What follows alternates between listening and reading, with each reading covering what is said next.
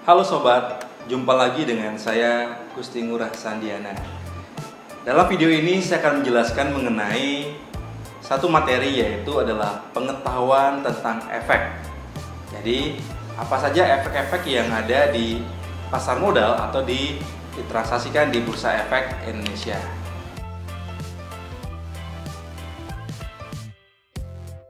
Baik, kita bisa melihat ini adalah pembagian produk-produk yang ada di pasar modal, ya.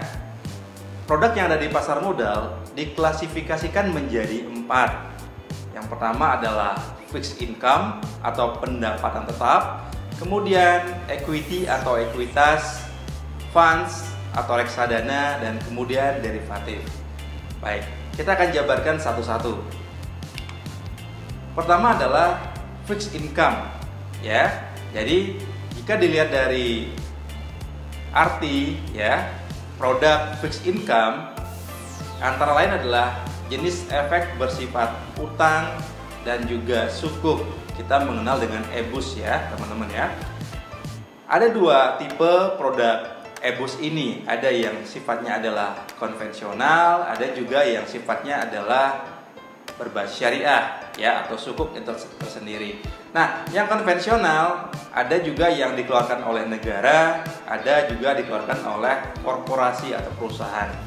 Pembagiannya antara lain adalah obligasi negara, yaitu adalah fixed dan variable rate. Ada juga yang sifatnya adalah zero coupon.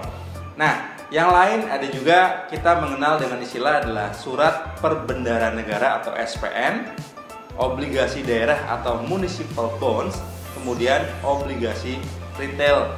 Nah, mungkin teman-teman banyak yang mengenal seperti yang namanya adalah obligasi retail, ya, atau ORI. Nah, ini adalah bagian dari obligasi negara.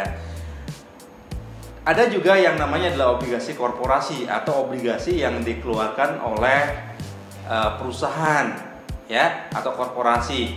Ada yang disebut dengan obligasi biasa, obligasi konversi, obligasi subordinasi, obligasi amortisasi, atau perpetual bond, ya. Nah, kemudian ada juga yang sifatnya adalah efek beragun aset.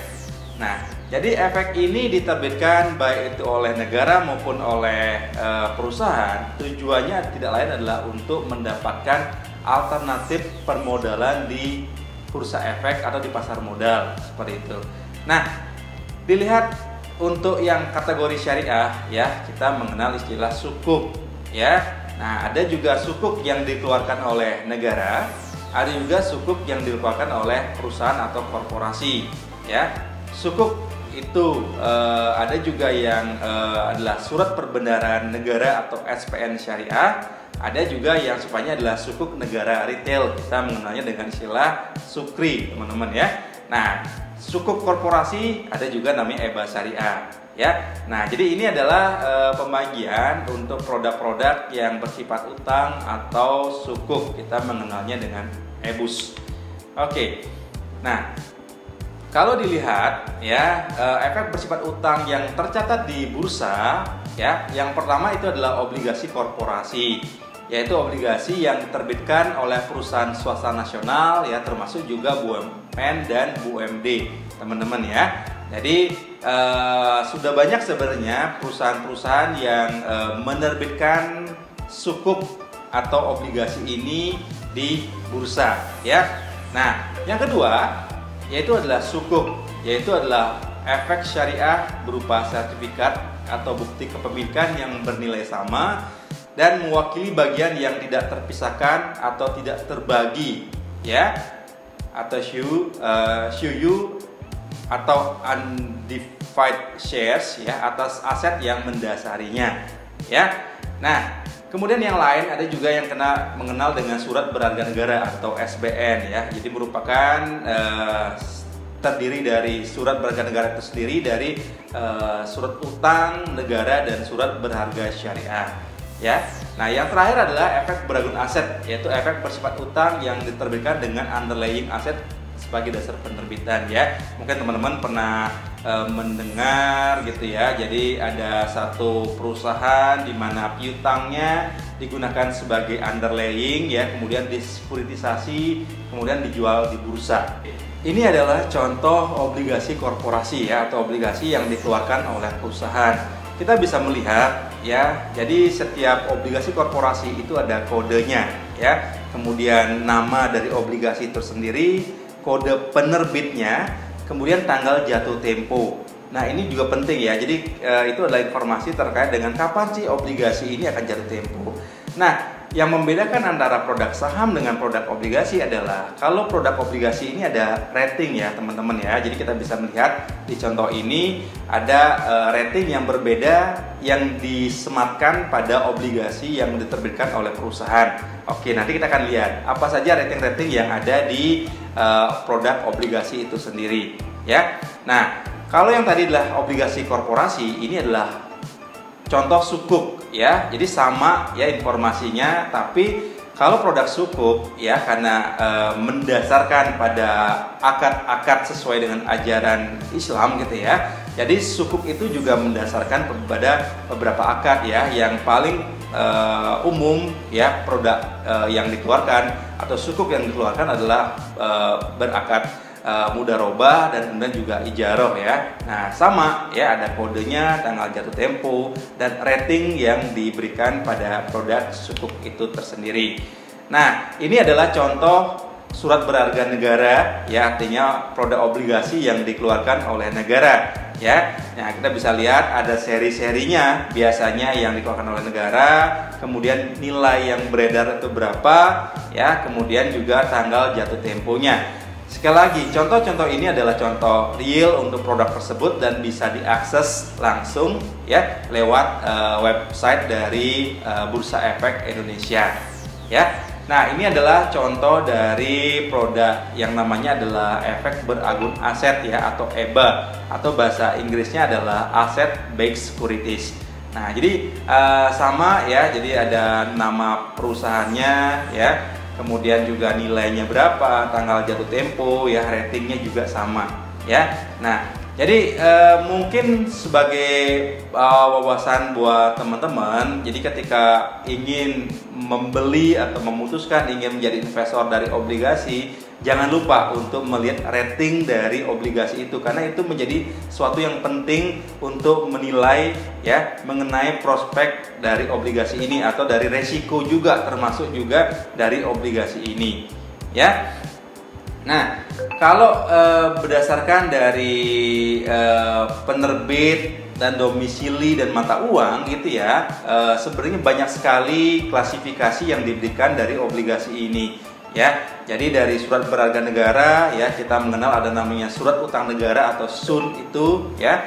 Jangan jenisnya itu ada yang fixed rate, ada variable rate, ada juga yang sifatnya adalah SPN gitu ya. Yang kedua ada juga yang namanya adalah surat berharga syariah negara atau SBSN ya, yang mana di dalamnya itu ada yang namanya adalah sukuk negara, kemudian sukuk negara berbasis proyek ya, SPN syariah, dan sukuk negara retail. Nah ada juga obligasi yang bisa diterbitkan oleh daerah ya, yang kita kenal dengan istilah adalah municipal bonds. Artinya pemerintah daerah juga punya akses untuk mendapatkan permodalan lewat penerbitan obligasi ini ya, yang kita kenal dengan obligasi daerah. Oke, tadi obligasi korporasi juga diklasifikasikan menjadi obligasi biasa, obligasi konversi, obligasi subordinasi, obligasi amortisasi, dan kemudian juga perpetual bond ya, seperti itu.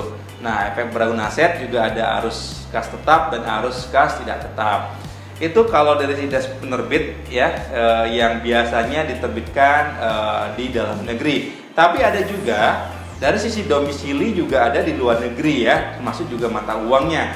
Ada, kita mengenal istilah yang namanya adalah domestic bond ya. Jadi obligasi yang diterbitkan di suatu negara dalam denominasi mata uang negara tersebut dan penerbit di mana domisili dari negara tersebut ya.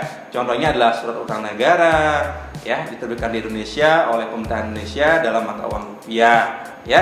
Nah yang kedua ada yang namanya adalah foreign bond ya, adalah obligasi yang diterbitkan suatu negara dalam denominasi mata uang negara tempat penerbitan, ya. Namun obligasi tidak berdomisili di atau merupakan entitas dari negara tempat obligasi itu diterbitkan, ya. Contoh misalnya, ya, ada yang namanya adalah samurai bonds, ya. Jadi itu diterbitkan di Jepang oleh pemerintah Indonesia justru dan dalam mata uang yen, ya. Itu contoh dari foreign bond.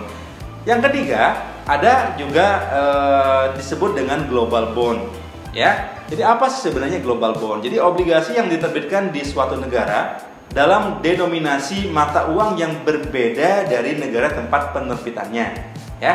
Di mana penerbit obligasi tidak berdomisili di atau merupakan entitas dari negara tempat obligasi tersebut diterbitkan. Contoh misalnya, ada obligasi yang namanya adalah Komodo bonds, ya, diterbitkan di luar negeri oleh instansi Indonesia dalam mata uang rupiah.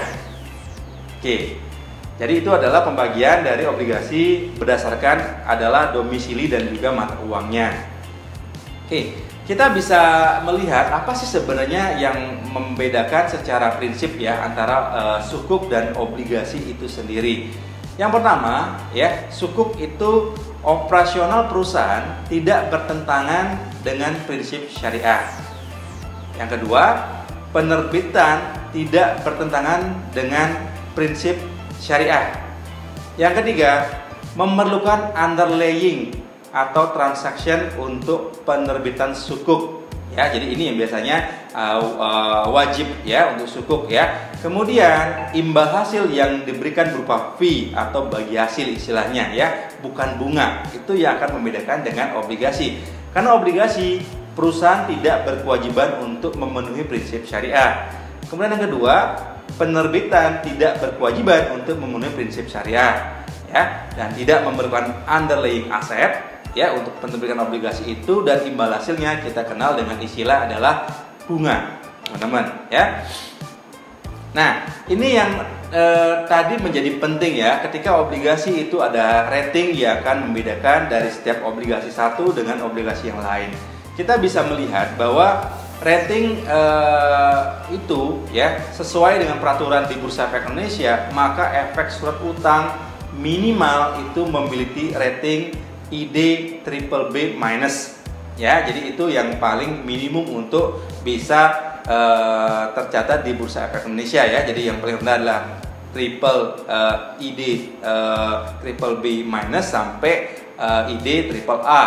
Nah, semakin baik peringkatnya, maka efek atau resiko gitu ya atas investasi di obligasi itu akan semakin terendah ya. Tapi biasanya juga premi yang harus dibayarkan oleh perusahaan juga semakin rendah juga. Artinya potensi keuntungan yang akan didapatkan oleh investor juga akan semakin rendah ya, seperti itu ya. Jadi kembali lagi ke prinsip high risk high return, low risk low return ya. Nah, jadi seperti itu ya. Oke. Saham tentu saja berbeda dengan produk obligasi ya. Jadi dari sisi sifat kita bisa melihat saham itu adalah kepemilikan ya. Jadi kalau kita beli saham berarti kita punya perusahaan tersebut. Ini berbeda dengan obligasi karena itu berupa hutang. Jadi kita hanya memberikan pinjaman tanpa memiliki produk atau kita menjadi pemilik dari produk tersebut ya di perusahaan tersebut. Jangka waktunya saham tidak terbatas ya. Jadi sepanjang perusahaan itu masih eksis, artinya kita tetap punya perusahaan tersebut. Nah, kalau obligasi tidak, dia ada terbatas ya, ada jatuh tempo ya. Jadi seperti itu. Nah, imbal hasil kalau saham itu adalah dividen ya, kalau obligasi adalah kupon ya. Instrumennya kalau saham juga terbatas ya, jadi ada saham biasa, ada saham preferen gitu ya. Kalau obligasi itu variatif, sangat beragam ya. Nah, kemudian rating saham tidak perlu, obligasi itu perlu ya. Nah, hak suara ya kalau dalam saham itu ada, karena itu berupa kepemilikan, kita bisa memberikan hak suara ya, one share one vote. Kalau obligasi itu tidak ada hak suara di sana ya. Nah, kemudian pajak, dividen juga udah dibayarkan pajaknya di awal ya. Jadi itu sudah dilakukan ya, sudah dibayarkan oleh investor ya. Nah, kemudian kalau obligasi bunga dibayarkan sebagai pengurang pajak ya. Nah, kemudian yang terakhir ya, hak klaim paling akhir atas aset perusahaan untuk saham. Kalau obligasi itu hak klaimnya itu lebih dulu daripada atas aset ya, dibanding saham itu sendiri ya. Termasuk harga juga, saham itu fluktuatif ya. Jadi kalau teman-teman yang cenderung lebih suka harga yang fluktuatif, mungkin lebih condong ke saham. Tapi kalau ingin jadi investor yang dengan pendapatan yang tetap, kemudian juga risiko yang lebih minim, itu pilihannya adalah obligasi itu sendiri ya. Kita akan membahas juga mengenai produk yang lain ya. Kita kenalnya namanya adalah reksadana ya. Jadi jangan kebalik ya, produk yang merupakan produk adalah reksadana. Karena reksadana ini adalah dana atau wadah untuk menghimpun dana dari masyarakat ya, yang selanjutnya kemudian dikelola oleh manajer investasi ya ke dalam produk-produk reksadana ya. Jadi banyak sekali produk reksadana yang ada ya. Nah, kalau dari sisi skemanya ya, jadi ada beberapa pihak yang terlibat di sana ya. Jadi ada yang namanya adalah investor, ada yang namanya adalah manajer investasi yang tugasnya adalah mengelola, menempatkan dana kita. Ada tugasnya adalah bank kustodian ya, yang tugasnya adalah mengelola administrasinya dan settlementnya ya. Nah, jadi ibaratnya itu kita jika menjadi investor saham berarti kita langsung membeli produk satuan. Kalau reksadana kita membeli produknya itu secara paket ya, sudah dalam bentuk paket seperti itu. Oke, dari sisi jenis ya, reksadana itu ada beberapa jenis ya. Kita mengenalnya adalah satu, ada namanya adalah reksadana pasar uang atau money market funds ya. Jadi kita bisa mengetahui ketika dari namanya adalah reksadana pasar uang, berarti sekurang-kurangnya 80% efek yang ada di reksadana itu adalah portofolio ya, atau produk yang sifatnya kurang dari 1 tahun untuk jatuh temponya. Contohnya misalnya adalah deposito atau obligasi jangka pendek. Arti itu adalah reksadana pasar uang. Kalau reksadana pendapatan tetap atau fixed income ya, itu isi produknya itu berisi sekurang-kurangnya 80% itu produk yang bersifat utang ya. Nah, yang ketiga reksadana campuran, berarti di dalam produk reksadana itu ada berbagai macam produk ya. Ada bisa produk bersifat ekuitas, ada bersifat utang, dan juga ada produk sifatnya adalah pasar uang ya. Yang keempat, ada disebut dengan reksadana saham atau equity fund ya. Nah, biasanya produk itu berisi sekurang-kurangnya 80% efek bersifat ekuitas ya, atau saham ya. Nah, jadi sebenarnya ada kurang lebih 4 jenis untuk reksadana itu ya. Jadi produk itu yang membedakan adalah komposisi yang ada di dalamnya ya. Karena komposisinya berbeda, tentu saja potensi keuntungan dan resikonya juga akan berbeda-beda ya. Dalam hal ini mungkin reksadana saham menempati produk yang bisa memberikan imbal hasil yang paling tinggi ya, tapi di sisi lain juga resikonya paling tinggi. Dan kemudian yang paling rendah reksadana pasar uang, returnnya juga mungkin paling rendah, tapi risikonya pun itu paling rendah, seperti itu ya. Oke, itu aja dulu sesi kita untuk pengenalan produk-produk yang ada di pasar modal. Kita akan jumpa lagi di video berikutnya untuk materi-materi yang atau hal-hal penting yang perlu diketahui oleh teman-teman, baik itu calon maupun juga investor yang ada di Bursa Efek Indonesia. Sampai jumpa dan kita jumpa lagi di video berikutnya.